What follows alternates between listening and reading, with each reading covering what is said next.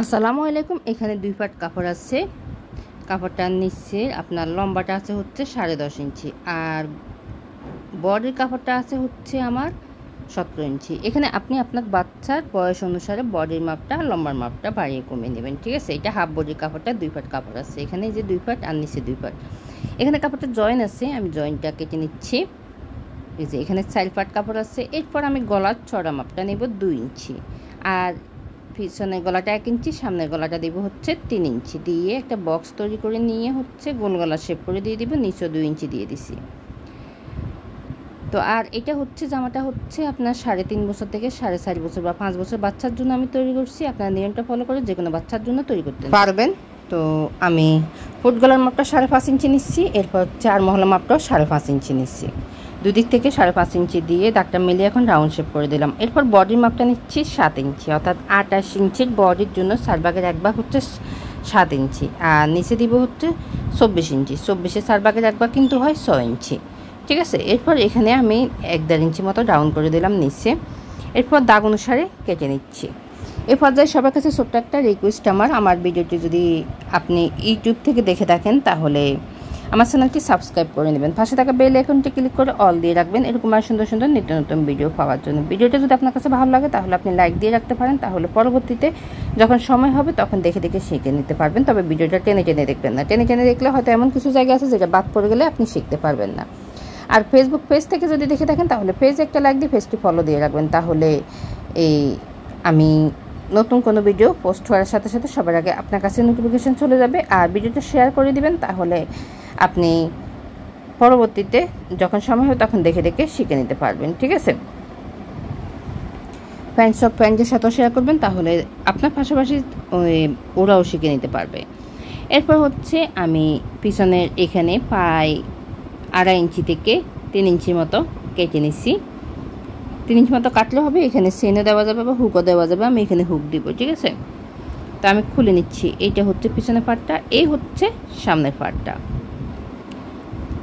তো আমি এখন সামনের পার্টটা নিলাম, নিয়ে হচ্ছে মাঝখানে একটা দাগ দিয়ে দেবো। এই যে এইভাবে করে একটা দাগ দিয়ে দেব। আর এটা হচ্ছে কুচি দিব আমি সামনে, এখানে ডিজাইন করব। তো কুচির কাপড়টা নিচ্ছি হচ্ছে 2 ইঞ্চি আর কুচিগুলো আমি মেশিনে দিয়ে দিচ্ছি।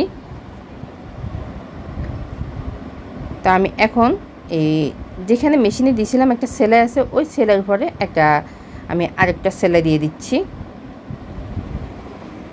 আর মেশিনের কুচিগুলো আমি কিভাবে দিয়েছি সেটা নিচের কুচি যখন দিব তখন আপনারা দেখতে পাবেন। বাতি যে কাপড় আছে কাপড়গুলো কেটে নিচ্ছি।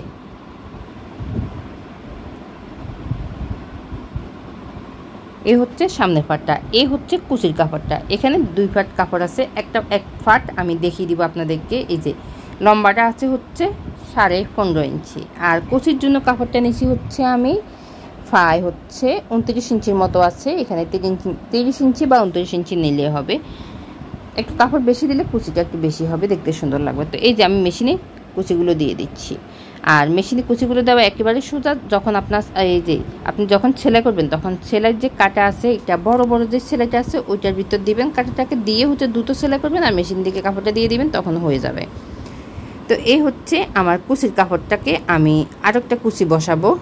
এটা নর্মাল যে আমরা কুচি দিই ওইগুলোই আমি সেলাই করে নিয়েছি, ঠিক আছে। এটা দেখানোর দরকার হয় নাই, আমরা কম বেশি সবাই কিন্তু কুচিগুলো দিতে পারি। আর এই কাপড়টা হচ্ছে আমার এই সালোয়ারের বেঁচে যাওয়া কাপড়। সালোয়ারের সাইডে আমরা যখন কর্নারের নিচের মুহুরিটা সেলাই করি কাটি তখন কিন্তু আমাদের কাপড়গুলো থেকে যায়, ওই কাপড়টাই নিছি। শুধু মাঝখান দিয়ে সেলাই করে নিছি এইটুকু, আর কিছু করিনি, আমি কাপড়টা কাটি নেই।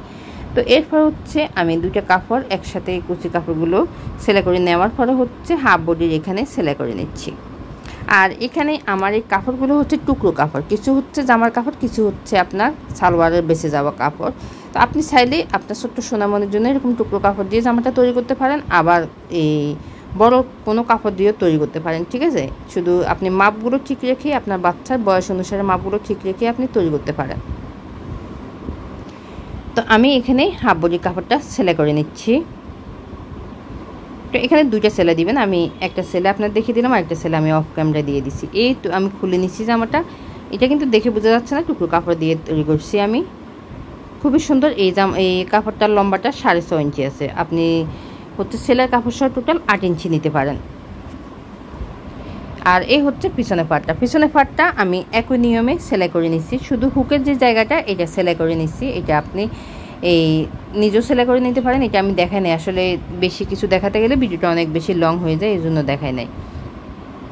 আর আমার অনেকগুলো ভিডিওতে এই সেলাইটা আমি দেখিয়ে দিছি তখন।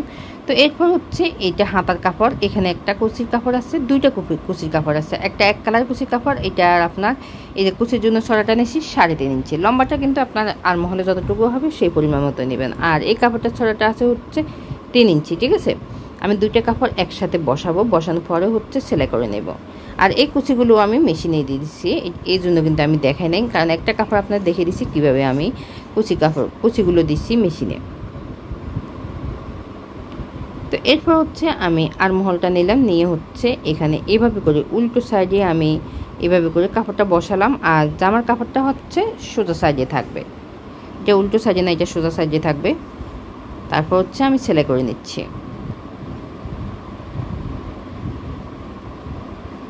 যে কোনো কাজ একটু ধৈর্য নিয়ে আস্তে আস্তে করবেন, তাহলে দেখবেন আপনার কাজটা সুন্দর হবে। আর হচ্ছে পুরো ভিডিওটা দেখার চেষ্টা করবেন, সেটা আমার ভিডিও হোক কিংবা অন্য কারো ভিডিও হোক। যদি শিক্ষণীয় কোনো বিষয় থাকে তাহলে পুরো ভিডিওটা দেখার চেষ্টা করবেন, তাহলে আপনি শিখতে পারবেন, ঠিক আছে।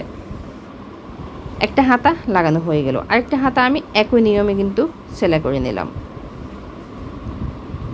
তো এই যে এখন হচ্ছে গলার পাইপিং দিব। পাইপিংয়ের জন্য এখানে আমি একটা কাপড় নিছি, কাপড়টা আমি আড়াআড়িভাবে কেটে নিচ্ছি।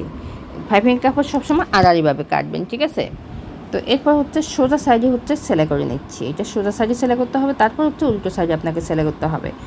তো এই যে এখানে আসি, আপনাকে হচ্ছে এই কাপড়টা সেলাই করবেন, তবে টানবেন না, কাপড়টা টেনে টেনে সেলাই করবেন না। এই যে এখানে একটা ভাঁজ দিয়ে দিবেন, বাড়তি যে কাপড় আছিল কাপড়গুলো কেটে নিলাম। এখানে এখন হচ্ছে ছোট ছোট করে কাট করে দিচ্ছি। এখানে যদি কেটে নেন তাহলে ফিনিশিং লুকটা সুন্দর আসবে। আর কেটে নেওয়ার সময় খেয়াল করবেন যেন যে সেলাইটা আছে সেলাইটা কাটা না লাগে। এরপর হচ্ছে আমি উল্টো সাইডে পাইপিং কাপড়টাকে বসিয়ে তারপর হচ্ছে সেলাইটা করে নিচ্ছি। সেলাইটা করে নেওয়ার পরে হচ্ছে এখানে দুইটা বেল্টের কাপড় নিলাম। কাপড়গুলোর লম্বাটা আছে 14.5 ইঞ্চি থেকে 15 ইঞ্চি নিলে হবে। তারপর ভিতরের দিকে কাপড়গুলো দিয়ে দিচ্ছি। আর এই ফিতাগুলো নর্মালি সবাই সেলাই করতে পারে, এই জন্য কিন্তু দেখায় নাই।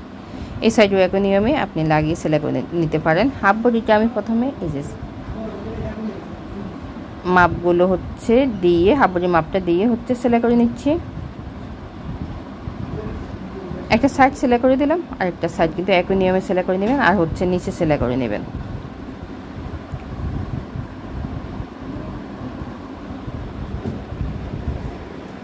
তো এই যে আমার জামাটা কিন্তু তৈরি করা হয়ে গেল। এটা কিন্তু ফাইনাল লুকটা কিন্তু বাস্তবে কিন্তু অনেক বেশি সুন্দর হয়েছে। আপনি চাইলে আপনার সোনামণির জন্য তৈরি করতে পারেন, দেখবেন আপনার জামাটা কিন্তু অনেক বেশি সুন্দর হবে। আর এটা হচ্ছে 3.5 বছর থেকে 4.5 বছর বা 5 বছর বাচ্চার জন্য তৈরি করছি। আশা করি আজকের ভিডিওটা ভালো লেগেছে।